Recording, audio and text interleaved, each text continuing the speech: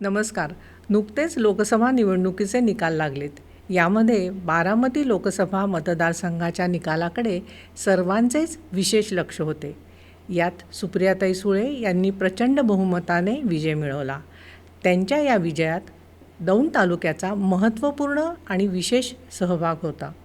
दौंडमध्ये सुप्रियाताई सुळे यांना मोठं मताधिक्य मिळवून देण्यात ज्यांनी महत्त्वाची भूमिका बजावली ते राष्ट्रवादी काँग्रेस पक्षाचे शरदचंद्र पवार गटाचे महाराष्ट्र प्रदेश सरचिटणीस श्रीयुत नामदेव राजाराम ताकवणे आत्ता आपल्यासोबत आहेत.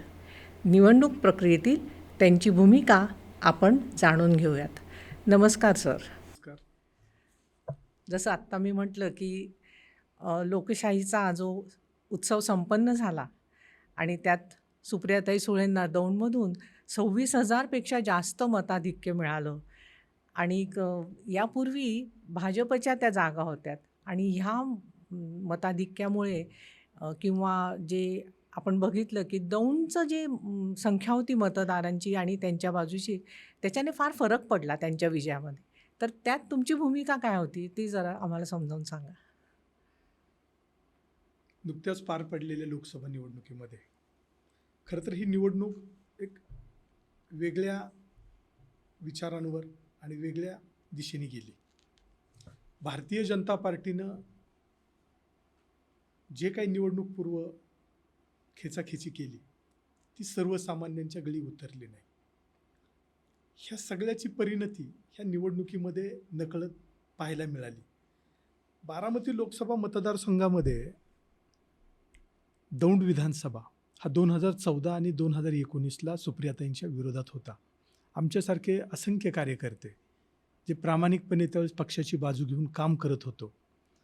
या मागच्या 10 वर्षामध्ये असं जाणवलं की कुठंतरी ज्या दिशेने ज्या ध्येयाने आपण काम करतो ते ध्येयापासून सगळं भरकटत चाललं की काय. कालची निवडणूक खरं तर राज्यामध्ये वेगळ्या अर्थानं लढली जात होती आणि बारामतीकडं तर सगळ्या देशाचं लक्ष होतं. शरदचंद्रजी पवारसाहेब यांच्या 50-55 वर्षाच्या कार्यकालाचा आणि त्या भागाच्या असलेल्या संपर्काची ती एक प्रकारे कसोटी होती. निश्चितपणे लोकांनी साहेबांवर त्यांचं प्रेम व्यक्त केलं आणि आमच्यासारख्या कार्यकर्त्यांनी जे वर्षानुवर्ष, माझा परिवार म्हणाल तर 57 वर्षाची परंपरा, मी स्वतः 30 वर्ष सक्रिय या सगळ्या प्रक्रियेमध्ये, जी लोकं जोडली ती लोकं फक्त जोडली अशी नव्हती तर ते आमचे कुटुंबवत सगळे लोक आहेत आणि त्या सगळ्यांनी बरोबर आले म्हणून आम्हाला दौंडमध्ये जे मागच्या 2 निवडणुकांमध्ये सुप्रियाताई पिछाडीवर होत्या त्याच्यामध्ये आम्हाला सगळ्यांच्या प्रेमातून, सर्वसामान्य जनतेच्या ह्याच्यातून, सहकार्यातून त्यांना लीड देता आलं. त्यात थोडंसं अजून आपल्याला आतमध्ये जाताना असं विचारता येईल किंवा विचार करता येईल की महायुतीच्या बाजूला सगळी नेते मंडळी गेली आहेत असं आपल्याला दिसतं आणि महाविकास आघाडीकडे जनतेचा कौल जास्त दिसून आला.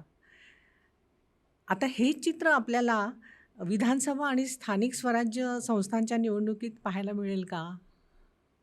निश्चितपणे. उलट कालच्या निवडणुकीमध्ये सर्वसामान्य मतदार, स्थानिक जो 3ऱ्या-4थ्या टप्प्यातला कार्यकर्ता तो महाआघाडीबरोबर होता, आमच्याबरोबर होता.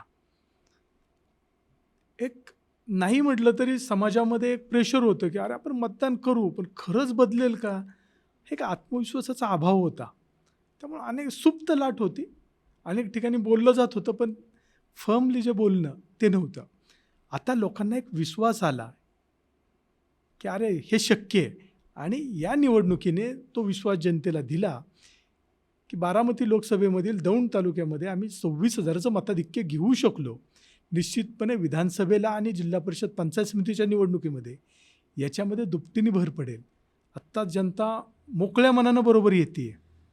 म्हणजे जे गावामध्ये गेल्यानंतर दबक्या आवाजात बोलत होते ते आता तोच सामान्य माणूस छाती काढून पुढे येतो. हे निश्चितपणे एक त्याच्यामध्ये आलेल्या आत्मविश्वासाचं लक्षण आहे आणि ते मतामध्ये परिवर्तित विधानसभेला होईल, जिल्हा परिषद पंचायत समिती, नगर परिषदेला होईल आणि भीमा सहकारी साखर कारखान्यात होईल. छान. तुमचा आत्मविश्वास बघून खूप छान वाटलं. पुढं मला असं विचारायचं आहे तुम्हाला की आम्हाला असे दिसते की दौंडच्या आजूबाजूचे तालुके, मग त्यात इंदापूर असेल, शिरूर असेल, हवेली असेल, बारामती असेल, हे जास्त प्रगत होत चाललेले आहेत. परंतु दौंडमध्ये म्हणावा तितका विकास दिसत नाही आहे. विशेषतः आरोग्य, शिक्षण आणि रोजगार याबद्दल. याला आपण कुणाला जबाबदार धराल? निश्चितपणे जर आजूबाजूच्या तालुक्यांकडे पाहिलं, मग बारामती असेल, शिरूर असेल, पुरंदर असेल किंवा अगदी हवेली असेल. हवेली पुण्यामध्ये मोडतो, पण हेच शेजारचे 3 तालुके. तर याच्यामधली परिस्थिती पाहिली, कुठलाही खरं तर भागाचा विकास होताना लोकप्रतिनिधीची ध्येयदृष्टी ही फार मोलाची असते. माझ्या तालुक्यामध्ये दौंडचं रेल्वे स्टेशन आहे, जंक्शन आहे, जे दक्षिण भारताला जोडतं. हा जर विचार केला तर त्या रेल्वे स्टेशनमुळं त्या शहराच्या विकासाला गती मिळण्याऐवजी स्थानिक लोकप्रतिनिधींच्या नाकर्तेपणामुळं शहराचं बकालीकरण झाले. मागच्या 10 वर्षामध्ये दौंडमधले 60% व्यापारी पुण्यामध्ये स्थलांतरित झालेत.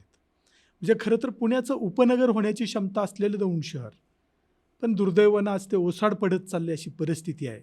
छोटे छोटे विषय, म्हणजे पहिला झालेला पाऊस अख्ख्या व्यापारपेठेमध्ये, दुकानांमध्ये पाणी शिरलं. वाईट परिस्थिती आहे.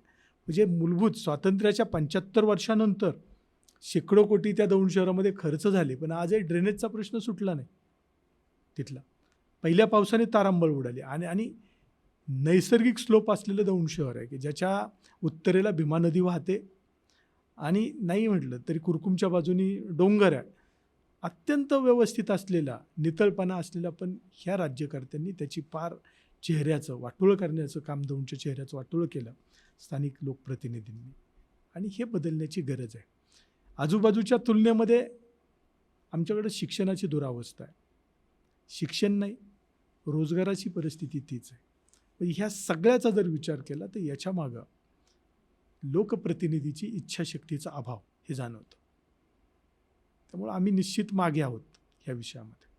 आणि म्हणजे मी खात्री देऊ इच्छिते आपल्या सगळ्या बघणाऱ्या प्रेक्षक वर्गाला की तुमच्या हातात सत्ता आली आणि आता आलेलीच आहे. पुढचे पण जर निवडणुका आल्या तर नक्कीच दौंडचा चेहरामोहरा बदलेला आपल्याला दिसेल. निश्चितपणे. दुसरा प्रश्न असा असणार आहे की PMRDAची जी हद्द आहे आता ती वरवणपर्यंत वाढवली आहे. दौंड तालुक्यातील 51 गावं PMRDAच्या हद्दीत येतात. या गावांना खरंच त्याचा फायदा झाला आहे का? उत्तर नकारार्थी. PMRDAची रचना 2015 साली अस्तित्वात आली आणि 2015 सालापासून आजपर्यंत, आज आपण 2024मध्ये बोलतोय, गेल्या 10 वर्षाचा जर प्रवास पाहिला तर PMRDAचे अजून स्थानिक विकास आराखडेच मंजूर नाहीत. PMRDAच्या घाईघाईमध्ये केलं गेलं. म्हणजे असं वाटत होतं की आता PMRDA आलं, गावांची जो आपण ह्याला रचना म्हणतो, या रचनेमध्ये विकास आराखडा मांडला जाईल आणि त्या माध्यमातून गावाचा सूत्रबद्ध विकास होईल. तसं काय होताना पाहिलं नाही. उलट एखाद्यानं जर एक शेड बांधाय काढलं तर PMRDAची नोटीस येते, ते पाडायला लावतात. छोटे मोठे बांधकामं असतील ती अडवली जातात. एखादा नवउद्योजक जर व्यवसाय करायला जायचं म्हटलं, 2-2 वर्ष, 3-3 वर्ष PMRDAमधून येण्याची ऑर्डर होत नाही. म्हणजे आज ज्या व्यवसायावर त्याने ठरवलं करायचं ते होत नाही. PMRDA ही विकासाची दिशा धरण्यापेक्षा आज आमच्यासाठी अडवणूक होते की काय, असं चित्र निर्माण झाले. आणि याच्यासाठी PMRDAच्या हद्दीतील 51ही गावामध्ये एक प्रत्येक गावनिहाय कमिटी करणे आणि तिथले प्रश्न सोडवण्यासाठी एक संघर्ष समिती करणे, यावर मी आत्ता काम करतो आहे. आगामी काही दिवसामध्ये त्या कमिट्यांची कामं पूर्ण होतील आणि PMRDAच्या माध्यमातून जे सामान्यांची अडवणूक आणि पिळवणूक होते त्याच्यामध्ये निश्चितपणे आम्ही त्यांना सुटका होईल त्यांची, इथपर्यंत तर निश्चितपणे वातावरण निर्मिती करून परिस्थितीत काम करू. त्यात एक उपप्रश्न मी असा आपल्याला विचारू इच्छिते की हे जे तुम्ही सांगितलं की कागदोपत्री त्याच्यात फार प्रगती नाही किंवा त्या दृष्टीने लोकप्रतिनिधी किंवा ते बघत नाहीत. फंड्सबद्दल तुम्ही काय सांगाल की सफिशियंट फंड्स असतात का? PMRDAची कामच चालू नाहीत मॅडम. 10 वर्षामध्ये PMRDAने 1 फूट काम केलेलं नाही. 10 मग वर्षामध्ये. यात या दोन्ही म्हणजे गोष्टींना आपण जबाबदार धरूयात का? दूरगामी म्हणजे शतक 2 शतकानंतरचे विचार केलाय का काय ते कळत नाही. मग अजून 2 शतकांनी हे रस्ते करणार आहेत का? हा मला पडलेला प्रश्न आहे. 10 वर्षामध्ये यांनी 1 फूट काम जर केलं नसेल, तर मग करणार कधी? ह्यांचे अजून लेआउट मंजूर नाहीत. कुणालाही काही सांगता येत नाही. आणि अक्षरशः भ्रष्टाचाराचं कुरण याला दुसरं नाव PMRD होऊन बसलं आहे. लोकांची प्रचंड पिळवणूक आहे. लायझनिंग एजंटशिवाय तिथं कामच होऊ शकत नाही, वास्तव आहे. विधानसभेत किंवा अजून कुठल्या कॉर्पोरेशनच्या निवडणुकांमध्ये तुमच्या तिथल्या अस्तित्वाने यात नक्की फरक पडेल असं मी सगळ्यांना सांगू इच्छिते किंवा तुमची जी कळकळ आहे ती यातून दिसून येते. आता दुसरा जो प्रश्न आहे तो सहकारी साखर कारखान्याबद्दल असणार आहे. त्यात तुम्ही संचालक म्हणूनही काम केलं आहे. आमदार राहुल कुल यांच्यावर जे 500 कोटींच्या भ्रष्टाचाराचे आरोप आपण करत आहात, भीमा सहकारी साखर कारखाना सहकारी तत्वावर चालवण्यासाठी आपण आग्रही आहात.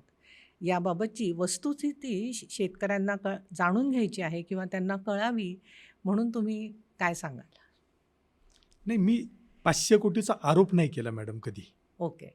मी पुराव्यानिशी तो विषय मांडला. आरोप कधी होईल? एखाद्याला बदनाम करायचे त्यावेळेस. ओके. यांनी 500 कोटी खाल्लेत त्याचे पुरावे घेऊन मी बसलो. आरोप कसा? धडधडीत सत्य घेऊन समोर आलो. मी जाहीरपणे केलं होतं की 1 मे 2023 या दिवशी मी भीमा सहकारी साखर कारखाना येऊन बसतो. जर मी सादर घेऊन आलेलो पुरावे खोटे असतील तर 1 वर्ष मी तुमच्या घरी काम करेल, असं मी कारखान्याचा चेअरमन आणि आमदार असणाऱ्यांना सांगितलं होतं. मी 1 मेला गेलो, कुणी आलं नाही. मी पुन्हा म्हटलं कदाचित 1 मे महाराष्ट्र दिन कुठं अडकून पडले असतील. मी 15 मेला परत येतो. मी 15 दिवसानंतर पुन्हा जाऊन बसलो की मी माझे पुरावे घेऊन आलो आहे. या आणि समोर बसून सांगा, तुम्ही 25-25 वर्ष कारखान्याचे चेअरमन आहात. घरामध्ये 25-25, 30-30 वर्ष आमदारकी आहे. लोकप्रतिनिधी म्हणून तुमची जबाबदारी आहे. एवढ्या मोठ्या प्रश्नावर, एवढ्या मोठ्या विषयावर सामोरं गेलं पाहिजे. काय यांनी पाठ दाखवली? ह्या प्रश्नाला ते सामोरं येऊ शकले नाहीत. आणि जर ते धुतल्या तांदळाचे 21 जणांचं संचालक मंडळ आहे, कुठल्याही दोघांना पाठवून द्यायला पाहिजे होतं त्यांनी.